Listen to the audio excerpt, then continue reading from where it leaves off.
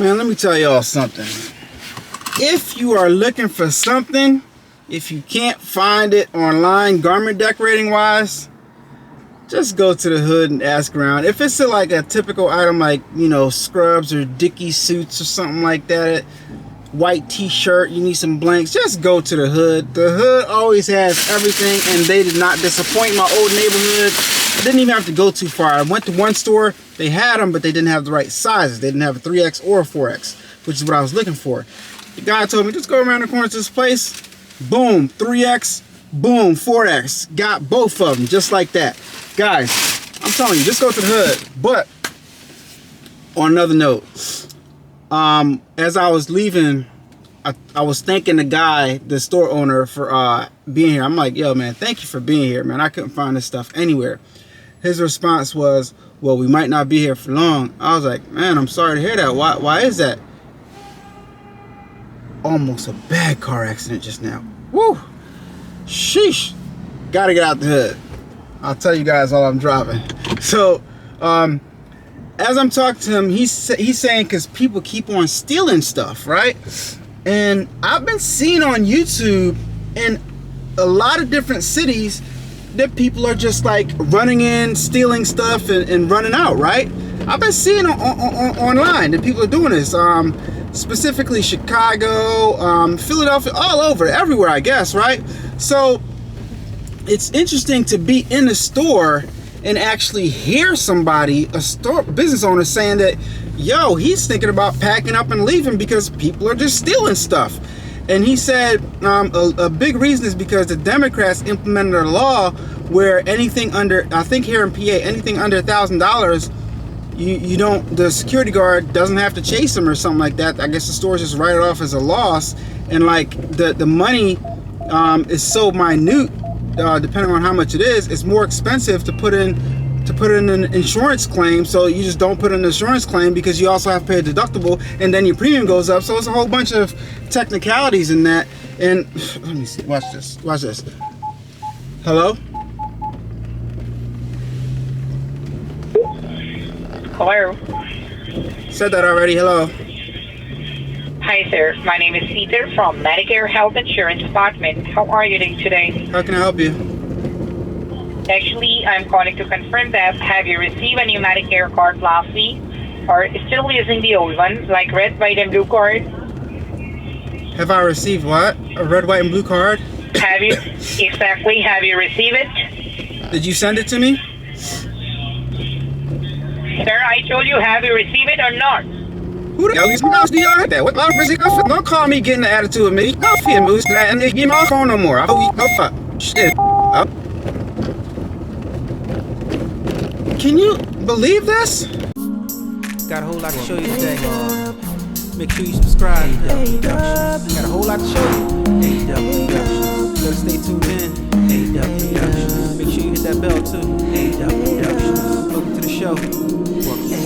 Thank you. So these are the type of calls that I get. Solicitations from foreign people, asking me all types of stuff. Like, anyway, all right. So apparently there's a scam going around where people will call your phone. I'm not sure if that was it, but people will call your phone, and they're trying to get your voice, to record your voice of you saying yes, so that they can use that to do some weird transaction. Anyway, there's all types of scams going around, guys, so just be careful. And when you get weird calls from weird people, anybody can call your phone and ask you any personal information, and you're thinking it's a company that you're associated with, and they'll get you to do it. I'm privy to all these scams. I deal with too many people on a day-to-day basis. Just don't try. Emails all the time. They're always trying to hack my account. Anyway, yeah.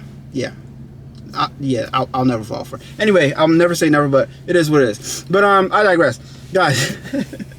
So this guy's telling me, you know, as a business owner, you're just screwed. You got to write it off. You don't put in a claim because your deductible is too high, and your premium will go up. So it's like lose for the business owner. And frankly, him and a bunch of other businesses in the area are just tired of it, so they're probably gonna move out of the neighborhood. And this neighborhood actually used to be very, very nice just a few years ago, but he said the kids just don't care anymore because there's little repercussions. So it's like they're destroying their own communities. It's like, oh my gosh, it's so real. And the reason is it's like a accumulation of everything. It's like no resources available in schools, like less resources available in schools, like less activities, like sports and after school programs. The sports and after school programs, you got kids shooting at the games so that they're not even having the games as much as often, because that's the dangerous situation. Then you got the parent factor, where the parents kind of might be too young or something like that, or might be in situations where they're not raising children right. And then, you know, less available in the air. Yo, it's so much that contributes to this that I'm glad I don't live down here no more, for real. But it's just sad. It's really sad. I'm going to one of my old spots right here for lunch. Carib Grill. Shout out to Carib Grill. About to have some Jamaican food up in Carib Grill, man. I'm going to show you what I get from Carib Grill. Yeah, that's it. Hi, my bad. If you don't mind me asking, what vlog camera do you have? I have secured the food. We have secured lunch. Time to go to the studio, get some stuff done. I get excited when I go to my studio, guys. I'm so happy. Gonna be there today. Gonna do some sublimation. Gonna do some embroidery. Woo! Lego.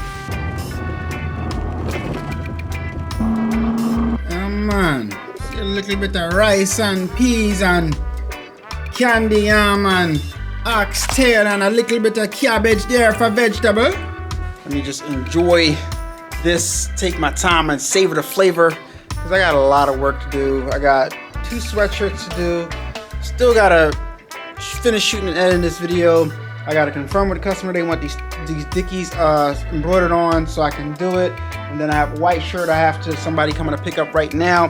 And I have a box full of some random left chests that I have to get done today. So it's gonna be a long day, but it's not gonna be long because I'm gonna connect all my machines up for that one design, knock all of them out.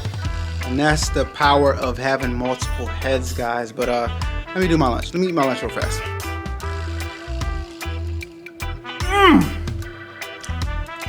I wish you was here to have some of this.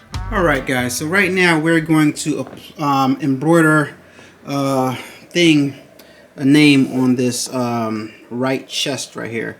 Now I've already embroidered out this patch and I already have it taped down where I'm going to put it. I've already applied the adhesive, the iron on or heat press on adhesive to the back of this patch right here. Got a video showing y'all how to do that. Made that years ago. And now using my Mighty Hoop Master Station and my 5x5 inch Mighty Hoop right here, 5x5 Mighty Hoop. I already got my Mighty Hoop in the background, and I have some no-show cutaway stabilizer right here because the garment is kind of see-through. So I want to keep it stable while it's embroidering, but I also want to have it, you know, not be so dense with the regular stabilizer. So already looking at this garment on my other Hoop Master Station, yeah, I got 2 of them. I know it's looking like I got to move this down a little bit, so I'm just going to move it down a little bit because I want to embroider directly across, like right here. So you already see I have the heat tape on there just to hold that in position while I position this on the right side of the shirt. Alright, and what I like, look, the Hoop Master Stations, they got the left and the right, so you don't even have to think. I love that. By the way, use my Hoop Master affiliate link if you want to get yourself any Mighty Hoops, my Midwest product affiliate link. I have this station right here for this to help you hoop faster, and I got my new one, which is, this one is my 6.5 by 6.5 inch Mighty Hoop. But let me go ahead and get this situated, guys. Let me show you what I'm doing. So I'm going to go ahead, and this is up too high, so I'm going to go ahead and pull the 2 pins at the bottom up.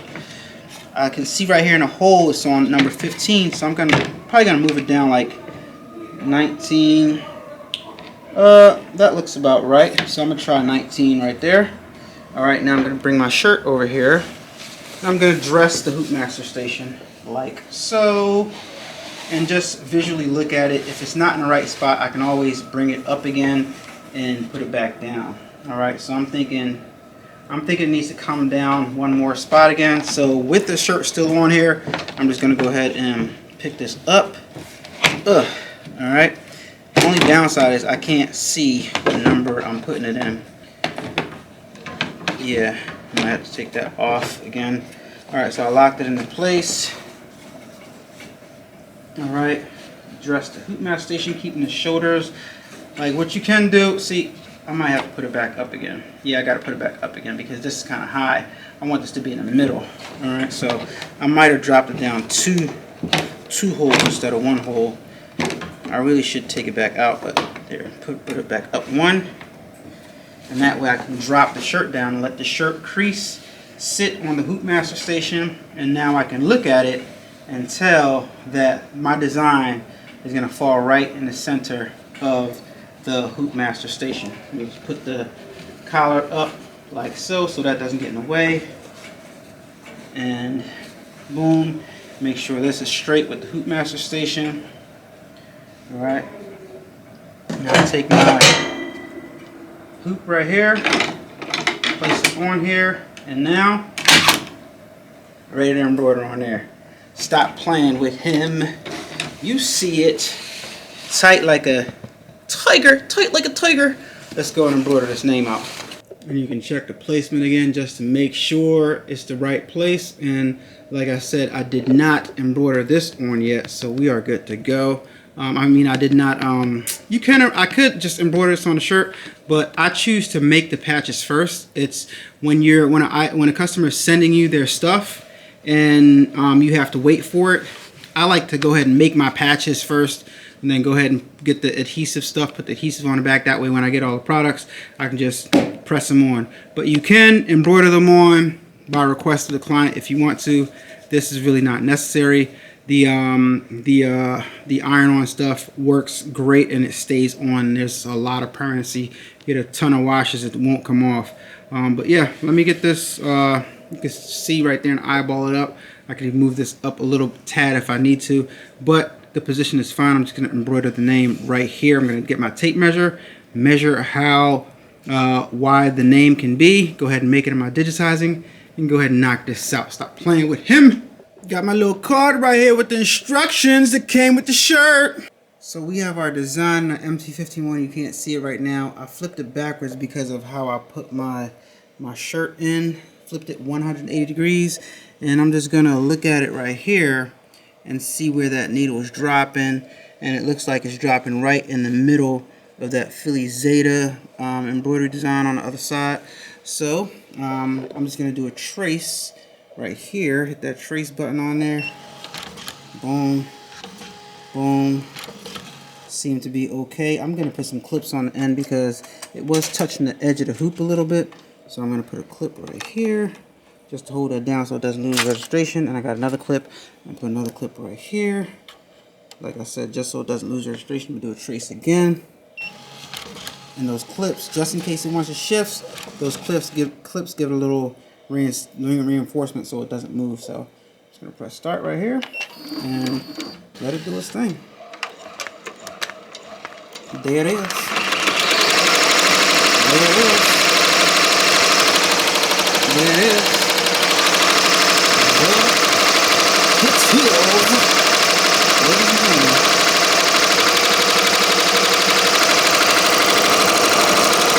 Let that finish up. There go that S. Nice letter. I'm just going to finish this thing up right here. Okay. Let's get you guys.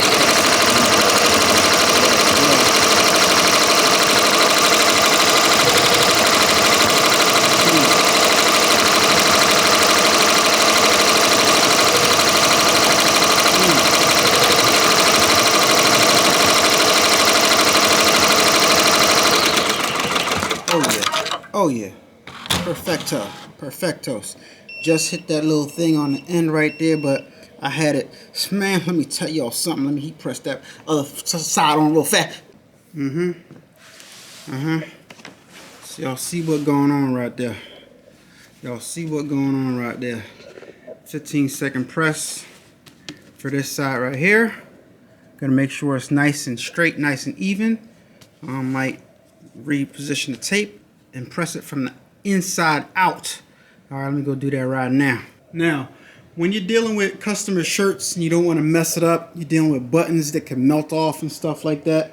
I was going to do it on this, but I figured this would be the perfect opportunity to use my heat transfer house press right here, this Walla press with the interchangeable platen. So already you can see I took this platen off right there. Only thing I did was loosen this little knob right here that locks it into place. And I have this platen right here. See, it got the pegs, it lines everything up. Just drop it in there. Drop that in there. Tighten that up. Right there. Boom. And we are locked in and ready to press just that specific area. Don't have to worry about the platen melting any of the buttons or pressing anything that you don't want to press. All right, so watch as I do this. Watch this, and use my heat transfer house affiliate link if you want to purchase this right here. You slide that thing in and see how it will just use that. The rest of the garment will drape down. Yeah, man, interchangeable platens is what you need while a press right here with the interchangeable platen. Got so many different options for this. Heat transfer house affiliate links down in the description below. All right, let's press this thing. So when you're using something like this, guys, you want to make sure that obviously your patch is smaller than this, and you can clearly see that it fits right there, and my patch is smaller than that. I got my shirt draped over. I'm just going to go and get a Teflon sheet because I still want to protect my garment at all times, and that's it. I'm just going to press down for 15 seconds, slide this in. Wait, I'm in hover mode. Hold on.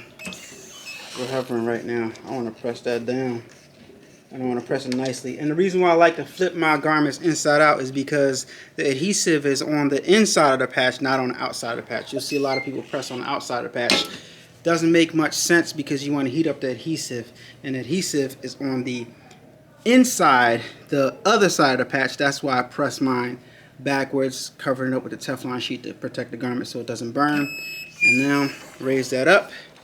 And I'm just gonna let that cool off, and you could already see if you come in right here, you can see how that is into the shirt right there. You can see that adhesive has taken effect and done what it's supposed to do, and now that's on there. All I gotta do is flip it, take the tape off, and let it cool off a little bit before I take the tape off, and that's it, guys. Just gonna go ahead, take some scissors and trim my no-show mesh right around. I'm not gonna trim it to the font, but I'm gonna trim it close to the font. And I'm going to leave the rest so that the design can stay nice and solid and intact through many washes. Alright? So yeah, love this stuff. No show mesh. Cut away stabilizer. Right there, nice and soft. Keep that embroidery design nice and stiff through many washes. And you can't really see the embroidery, the stabilizer through the garment. Just gonna go ahead and remove my tape and give you guys a look at that. Alright. Let me button up the shirt so you guys can take a look. You see it. You see it. Clean. Clean.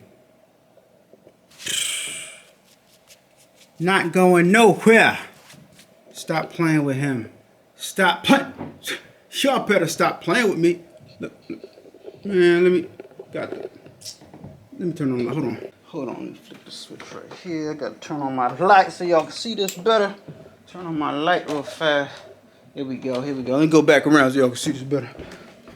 I mean, I guess that's better. I don't know. You see it. Stop playing. Stop playing. Okay. The professionalism, the niceness, the cleanness. Stay tuned for some white toner action. Stay tuned for some eye color. 650. It's the big boy that prints those big DTFs, those white toner DTFs. It's the big boy right here. Eye color 650. They don't got those. Ooh, stop playing. You need it. If you did learn something today, just say thank you, Alan. I appreciate it. And that's all I ask. I mean, so guys, thank you so much for watching. Today's video is completed. I got a bunch of other stuff to do. I got to embroider some college sweatsuit Christmas present thing. It's a blessing. I'm in my element. I'm chilling. We're gonna have some more fun, and I'll talk to you guys on our next video. Peace. Guys, I kind of like doing it this method better as far as the patches are concerned, because See how when you embroidered it, it would be looking like more inside the garment, kind of sort of more attached. But this way, it gives it almost like an embossed look. I like doing it this way better. I like doing it that way better. It gives it that nice embossed type of. It's like it's popping out the shirt. You don't have to worry about puckering and all that garbage and stuff. You know what I mean? Yeah. But compared to that, you know, no puckering, because you can still tell that it's in that garment. It's embroidered on. Little tad bit of pull, if that's what you want to call it. But that's pretty much what you're gonna get with embroidery. Pick your poison. Turn up that, crank it up. Why listen to the rest when you're rocking with the best, baby?